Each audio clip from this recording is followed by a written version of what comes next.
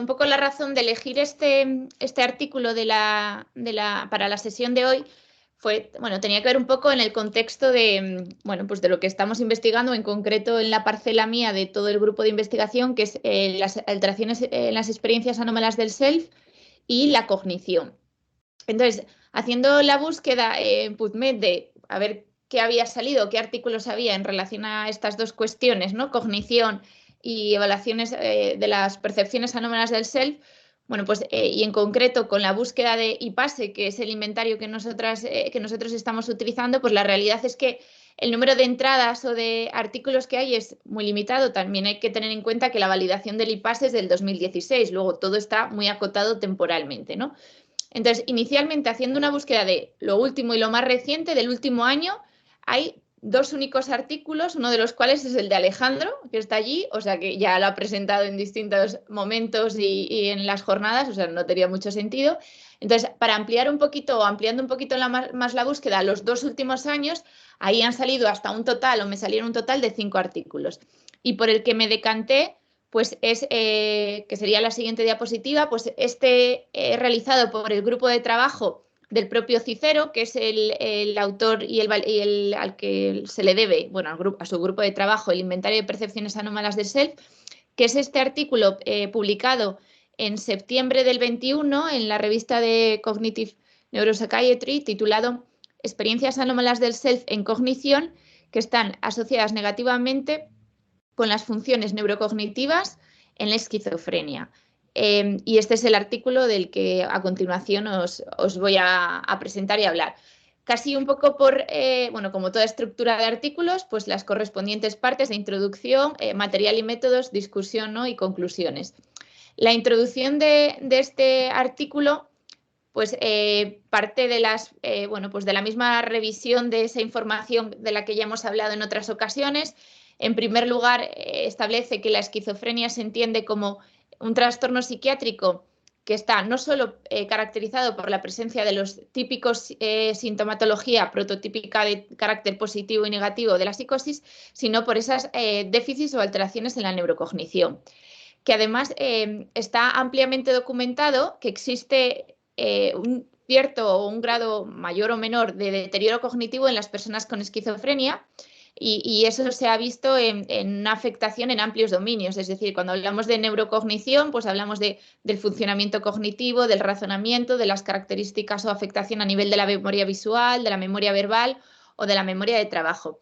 Y que es importante entender y conocer que existen estas deficiencias a nivel cognitivo porque van a suponer y suponen una repercusión a nivel de la morbilidad de los pacientes con esquizofrenia. Y hablábamos, por tanto, y plantean en este artículo que no solo son alteraciones a nivel de la neurocognición, sino lo que también han visto y ya conocemos que hay alteraciones en las autoexperiencias anómalas, ¿no?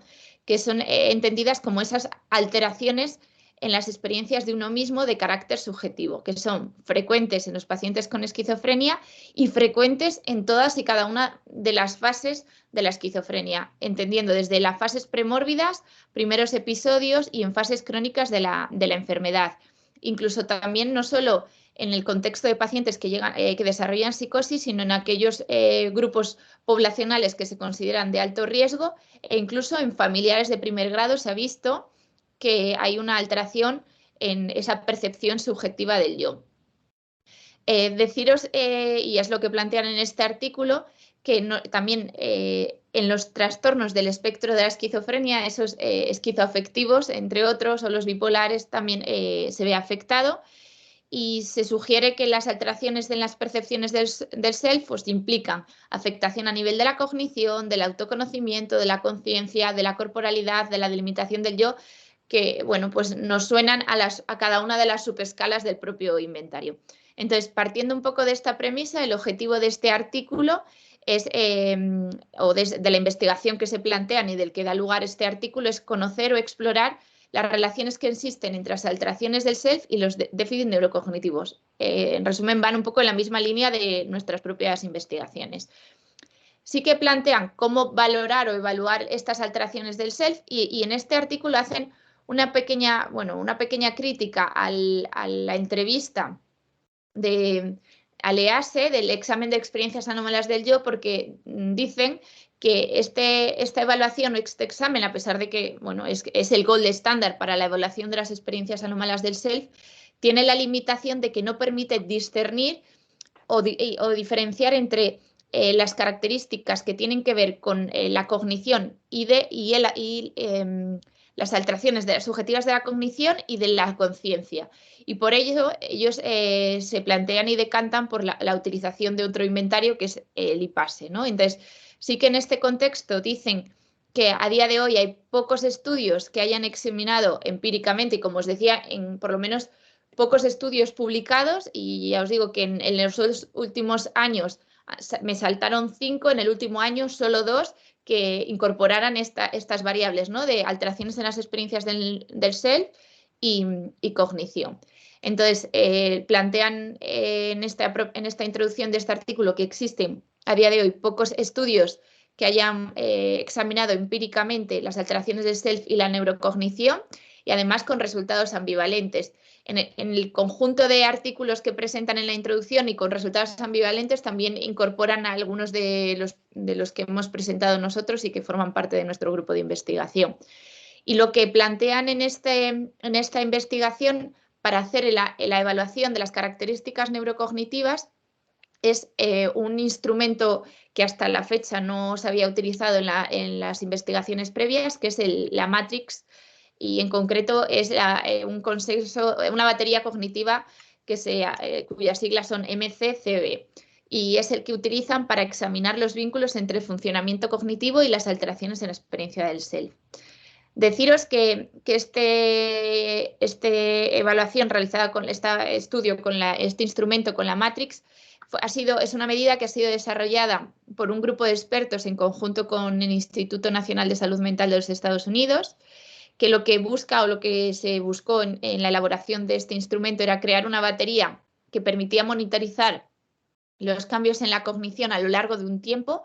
Para ello se hizo en ensayos controlados y aleatorizados. Consta de 10 test distribuidos en 7 dominios cognitivos e incorporan pruebas dirigidas, por un lado, a evaluación de la velocidad de procesamiento.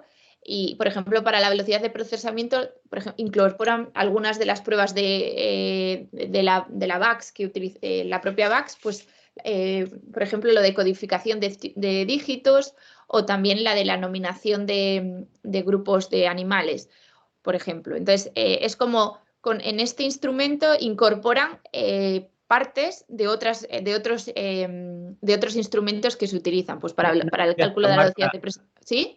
Perdona, Marta, una apreciación solo, que la Matrix es la hermana mayor de la VAX. La VAX simplemente es la versión abreviada de la Matrix. Vale, pues está desarrollada por el mismo equipo. Pues mira, era lo que un poco estaba buscando, un poco, gracias por la apreciación, Álvaro, porque sí que cuando entré un poco en la búsqueda concreta de la Matrix, pues sí que cada uno de los 10 dominios, o sea, de las 7 subescalas, sí que incorporaban, por ejemplo, eso, partes de las de la VAX y de otras escalas que pues, se han utilizado. Por ejemplo, la parte de cognición social la evalúan con el MSCIT, es como... Claro. Eso, bueno, pues es lo que dices tú, lo que me comentas, ¿no? De ahí han salido como muchas subescalas. Sí, la VAX es simplemente la abreviada, selecciona unas cuantas de la Matrix y esa es la VAX básicamente. Pero están todas las pruebas de la VAX, están en la Matrix. Y más en la Matrix. Y luego la Matrix tiene más, claro. Claro, vale. Pues, pero gracias por la corrección, porque sí que yo lo estaba buscando, digo, jolín, y además como la presentación que hicieron en los propios autores en este artículo de la Matrix, pues era eso, es como que, o sea, lo había interpretado como una evaluación, o sea, como un constructo apoyado en las otras, no sé si me explico. O sea, en sentido inverso, no... Sí, nosotros utilizamos la VAX simplemente pues, para ahorrar tiempo, porque la Matrix creo que es una batería muy larga. Yo nunca la he usado completa, pero creo que son un par de horas de evaluación o más. Mientras que la VAX solemos ser... Claro, ellos mismos en esta investigación, en la Matrix, luego ni siquiera utilizan cada uno de los dominios, o sea, quiero decir, ni cada uno de los test. Hacen selecciones independientes. Vale. Entonces, ellos justifican la utilización de la Matrix, por un lado, porque consideran que permite o aporta una medida integral que permite un examen robusto de los déficits cognitivos. Además, tiene sensibilidad para la evaluación de los déficits cognitivos que presentan las personas con esquizofrenia, según la evidencia de investigaciones previas.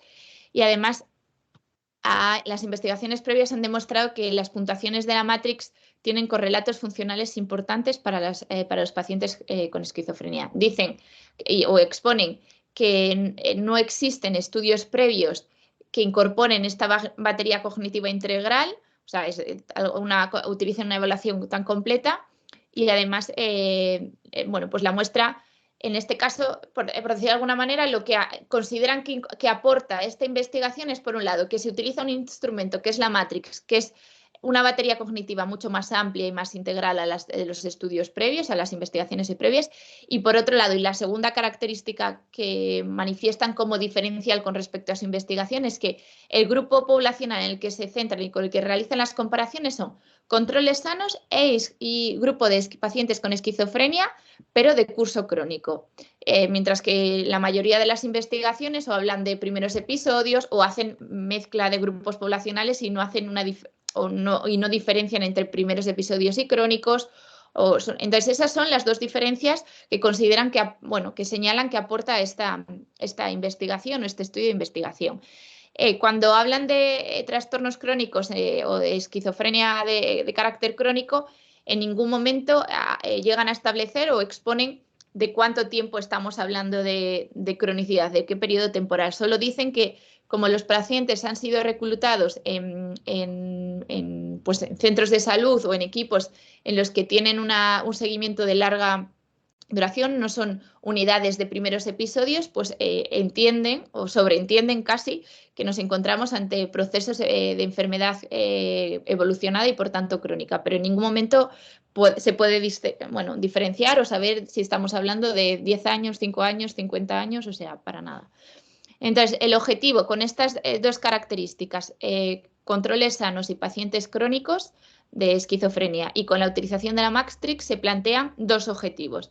El primero de esta investigación era replicar los hallazgos anteriores que muestran que las personas con esquizofrenia tienen déficits en la neurocognición y niveles elevados en las experiencias anómalas del self en comparación con el grupo de controles sanos no psiquiátricos. Y el segundo objetivo era examinar las correlaciones que pudiera haber entre los dominios de las puntuaciones de las percepciones anómalas del self y evaluadas con la Matrix en personas diagnosticadas con esquizofrenia. Lo que esperaban encontrar es que las alteraciones en la cognición, pero no en otros dominios de las alteraciones del self, estarían asociadas con los déficits en la cognición medido por pruebas neuropsicológicas. Es decir, que el dominio del IPASE, que es el inventario que utilizan en el área de cognición, es el que se vería relacionado con los déficits en las pruebas neurocognitivas, en concreto en las de cognición. Esas son sus dos objetivos y esa es la hipótesis de la que parten. Para hacer dicha investigación, la muestra es 48 pacientes con diagnóstico de esquizofrenia o trastorno esquizoafectivo y 34 controles sanos. Los pacientes, como comentaba antes, han sido reclutados en centros de salud mental de adultos y los controles sanos se reclutan a través de anuncios en prensa o flyers que iban captando por la propia calle, y se excluían aquellos pacientes aquellos controles sanos que tuvieran antecedentes personales de enfermedad mental o tras una evaluación, entrevista clínica, hubiera criterios que pudieran pensar que, aunque no hubieran tenido antecedentes previos en salud mental, no se les pudiera considerar controles sanos. Decían que el grupo no difirió en características de género, etnia o edad. Esta investigación está hecha en Estados Unidos, entonces la variedad étnica es mucho más amplia que con la que nosotros funcionamos o trabajamos en nuestra investigación, y casi todas de las investigaciones que están publicadas en Europa. Decir que obtuvieron una diferencia significativa en los grupos en el promedio de años de educación de los padres y en la capacidad intelectual.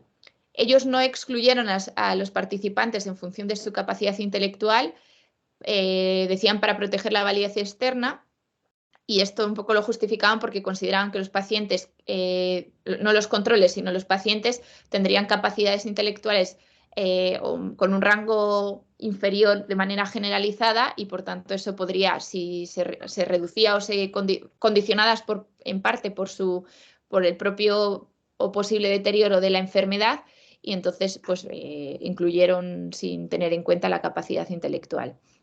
Y como os dije antes, en ningún momento se informa sobre el tiempo de evolución de los síntomas de esquizofrenia.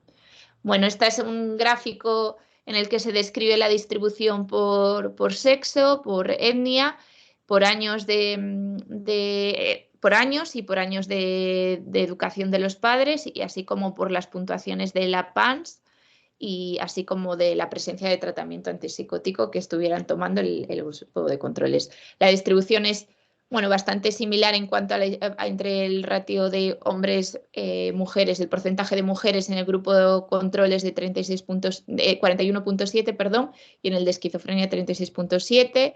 La distribución, pues es la que veis en la gráfica, que tampoco me voy a detener a leerla. Los instrumentos o los materiales utilizados para hacer esta investigación, pues lo que tiene que ver con el diagnóstico y con las características o con la clínica en sí mismo, pues la entrevista clínica estructurada para la DSM y la escala de síntomas positivos y negativos, la PAMS. Para la evaluación del funcionamiento neurocognitivo, la batería cognitiva Matrix. Y servía, como os he dicho antes, constaba de ese rendimiento en 7 dominios que incluían velocidad de procesamiento, memoria de trabajo, aprendizaje verbal, aprendizaje visual, razonamiento y resolución de problemas, atención, vigilancia y cognición social.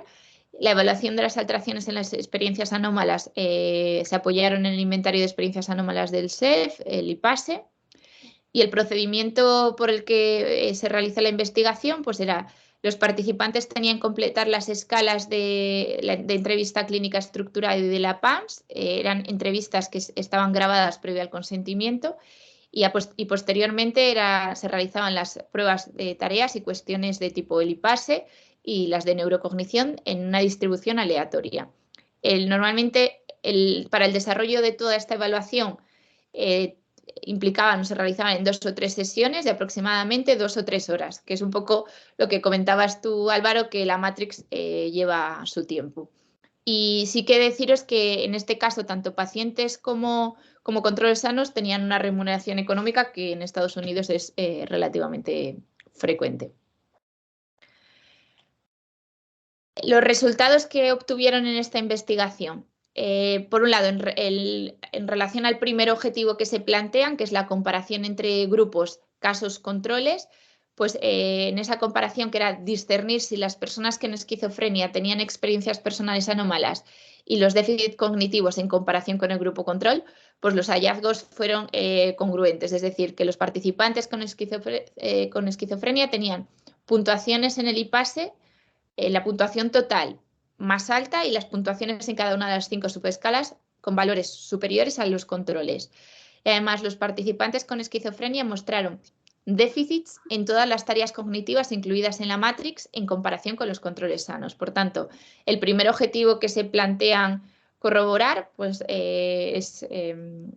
los resultados son congruentes y es acorde a lo esperado, es decir, mayor afectación en controles, en casos que en controles, tanto en las percepciones anómalas como en el nivel de la neurocognición. Y el segundo de los objetivos, que era conocer la asociación o estudiar la asociación entre las autoexperiencias anómalas y los dominios cognitivos, para ello era la relación entre las distintas subescalas de la IPASE y los dominios de la Matrix en el grupo exclusivamente de pacientes esquizofrénicos. Entonces, ¿aquí qué obtuvieron? Pues en primer lugar, que la puntuación de la Matrix en cuanto al análisis de los componentes principales de la correlación con el IPASE, pues obtuvo que la subescala de cognición se asoció significativamente con el componente, la subescala de cognición de la IPASE se asoció significativamente con el componente de la Matrix, pero la puntuación total y las otras 4 subescalas no se asociaron con la Matrix, es decir, cognición de IPASE sí y el resto de las subescalas de IPASE no. Y en segundo lugar, en relación a la correlación de Pearson entre las subescalas de IPASE y las medidas de la Matrix en el grupo también de esquizofrenia, se buscó si existían correlaciones entre la puntuación total y cada una de las subescalas. Y aquí comentaros que ellos hallan que en la escala de cognición se correlaciona negativamente con los dominios de la Matrix de atención, aprendizaje visual, razonamiento y memoria de trabajo. Ni la puntuación total ni de la IPASE ni la puntuación en las otras subescalas se asociaron significativamente con ningún dominio de la Matrix. Los dominios dentro de la Matrix decían que estaban, o hallaron que estaban en su mayoría significativamente correlacionados entre sí, aunque con menos fuerza que la correlación que se observó entre las distintas subescalas de la IPASE. Y el aprendizaje verbal no se correlacionó con la atención o razonamiento. Bueno, en este cuadro que se ve un poco pequeño están volcados las puntuaciones, las correlaciones entre variables en el grupo de esquizofrenia, tanto en las subescalas de la IPASE y en cada una de las subescalas y en la puntuación total y en la escala de la Matrix en cada uno de sus dominios. ¿Qué reflexión o qué discuten como consecuencia de esta investigación que han realizado y de los hallazgos obtenidos? Bueno, pues por un lado, que atendiendo a ese primer objetivo, esta investigación reproduce los hallazgos de investigaciones previas. En comparación con los controles sanos, las pacientes con esquizofrenia tienen amplios déficits en la neurocognición y puntuaciones elevadas en las experiencias anomalias del self. Y en concreto que las alteraciones subjetivas en la cognición es donde se encuentra la mayor afectación, pero no en otros dominios de las alteraciones del self, se asocian de manera significativa con las medidas objetivas de la cognición, es decir, subjetivo de cognición y sí con es la alteración que está de forma significativamente afectada. Que no se encontró ninguna relación entre los dominios de la Matrix y otros factores de las alteraciones del self, lo que sugiere que la relación entre los déficits cognitivos y las experiencias personales anómalas puede ser específica de aspectos cognitivos de las experiencias personales, es decir, todo va en la línea de que es el área de la cognición lo que se ve implicado. Este estudio ha permitido demostrar de forma empírica que existe una conexión entre las medidas neurocognitivas basadas en las tareas y los trastornos autoinformados de los procesamientos del pensamiento. Bueno, en concreto dice que estas relaciones se encuentran particularmente dentro de los dominios que requieren un funcionamiento de atención y de capacidad para la manipulación mental.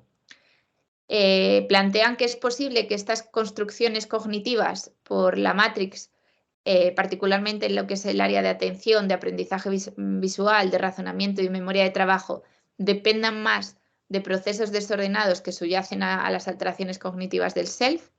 Y en ese sentido dicen que, bueno, pues que sería preciso hacer investigaciones futuras, sobre todo que permitieran hacer una exploración más exhaustiva de las alteraciones del self con diferentes aspectos del funcionamiento que incorpora estos dominios cognitivos. En concreto, pues, por ejemplo, tareas de razonamiento tanto verbal como visual.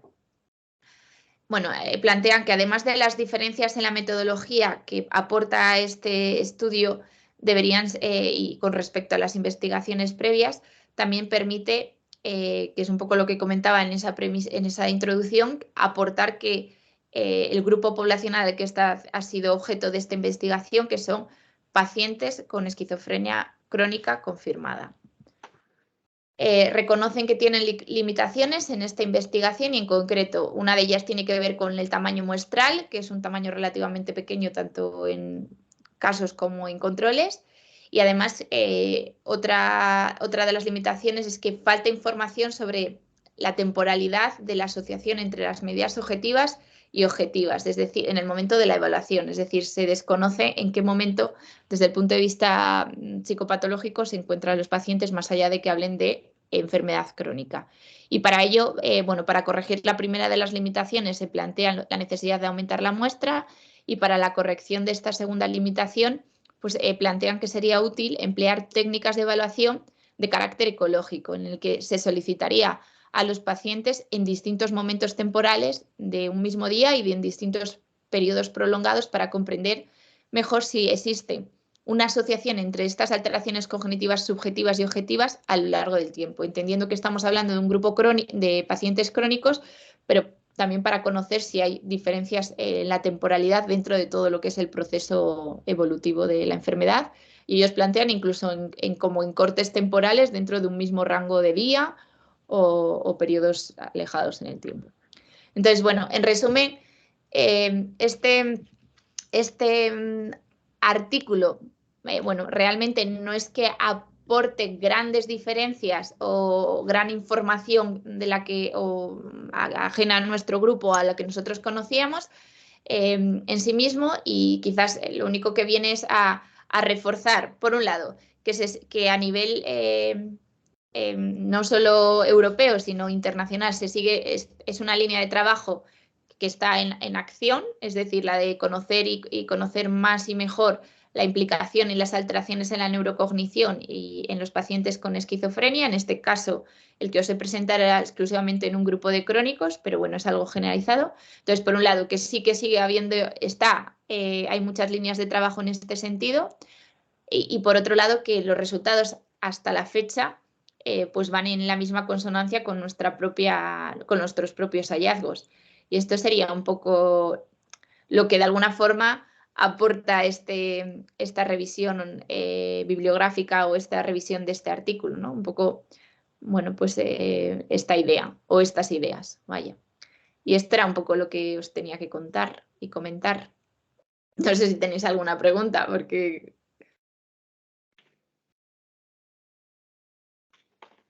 o comentario o yo qué sé. A ver, ¿alguna pregunta por ahí?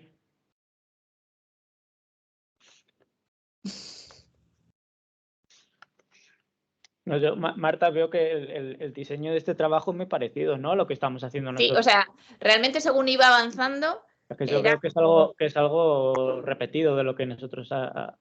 bueno, la realidad es que a lo largo del propio artículo nos han referenciado bastantes veces. Claro, lo único que quítale la Matrix y pone la VAX, que al final son las mismas dimensiones cognitivas, lo único que la Matrix pues está más pormenorizado, la evaluación es un Y poquito... bueno, y luego al final, a pesar de utilizar un instrumento que ellos lo justifican por ese aporte de mucha más información, como os decía, ellos mismos, hay una subescala que es la de cognición social que dicen, bueno, ya esto ya está demostrado, el propio Cicero ha demostrado que la escala de no sé, ha salido significativa, entonces ya no nos vamos a meter en esta es decir, sí, presentan como que utilizan toda la Matrix, pero la realidad es que no están utilizando toda la Matrix, o sea, nos han hecho bueno, pues un corta y pega, o sea, con su propia investigación, pero sí no han sido muy innovadores en la realidad. Vamos. Sí, sí.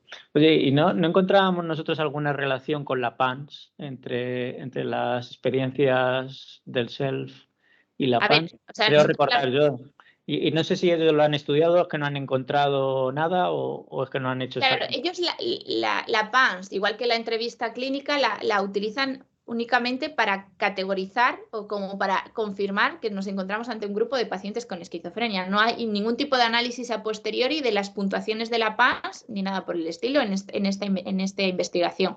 Las únicas cruces de resultados que se establecen es entre puntuaciones del IPASE en cada una de las subescalas y en la total y en la Matrix.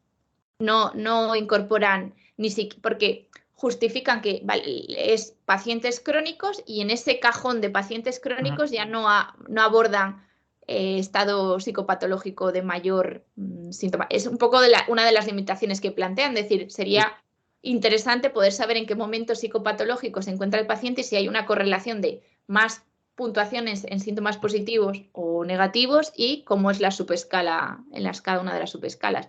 Pero ahí no han profundizado, pero para nada, vamos. Sí, sí, sí. Vale. ¿Y la muestra, qué muestra tenían en comparación a la nuestra también, por ver, la que estamos comparando, su muestra? Ellos estaban con 34 y 46, me parece. Ahora ya, o sea, quiero decir, te lo digo... ¿Y la nuestra de cuánto era? La nuestra última estamos en ese mismo rango de pacientes. Sí, o sea, ellos hacen una crítica, son menos de 50 cuando se han Yo analizado. veo que tampoco tiene nada que envidiar a lo que hacemos nosotros. No, vamos, quiero decir, no, si realmente casi un poco la sensación cuando revisaba yo esto era como, pues tampoco estos americanos y que están en el propio grupo de investigación, Cicero y tal, no están tan... Y bueno, mira, el grupo de ellos era 48 pacientes con esquizofrenia y 34 controles sanos. Sí, sí. En ese rango de muestra. Vale, pues ¿y alguna cosa que hayas encontrado por ahí que hagan ellos que pudiéramos mejorar nosotros? O sea, en esta... Hombre, a mí sí que me parece una reflexión interesante. Yo creo que esto ya lo hemos comentado en alguna ocasión nosotros, el valorar o el poder conocer si hay... Y ese es uno de los objetivos por el que muchas veces se están pasando en el grupo de pacientes en distintos momentos de la enfermedad, ¿no? Ahora me decía, el otro día me escribía Rosa de vamos a volver a analizar a algunos de los pacientes. Entonces, el conocer si hay cambios igual que en el estado de los pacientes y también en el propio IPASE. Por eso, uno de los objetivos que habíamos planteado, y es algo que ellos plantean en una posible línea de ampliación de su trabajo, es conocer si existen diferencias en esas alteraciones del self en los distintos momentos temporales o en distintos momentos o fases de la enfermedad. Entonces, pero eso es algo, yo creo que ya, lo que pasa que, claro, necesitas que la muestra, el seguimiento muestral, ¿no? Eso a nivel de los escandinavos, ¿no? De poder seguir a los pacientes años y décadas para ver si cuánto Sí. ha cambiado o se ha cambiado. Es complicado hacerlo transversal como para hacerlo longitudinal también. Ya. Pero bueno, eso desde luego sí que es una idea que yo creo que se ha comentado en distintos momentos y que ellos también plantean aquí. Sí, pues bueno, nos lo seguimos planteando, si puede ser en algún momento, no sé. Claro. Pero bueno, eso sería un poco todo. Muy bien. ¿Alguna cosa más por ahí? ¿El resto de los asistentes?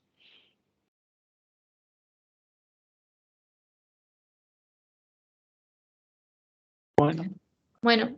Pues parece que no hay nadie. Bueno, pues disculpad por el fallo logístico, no sé qué ha pasado, pero lo hemos solventado ahí un poquillo mejor. Gracias por la colaboración de pasar diapositivas. Venga, buena tarde. Nada, pues hasta otro día. Adiós. Adiós.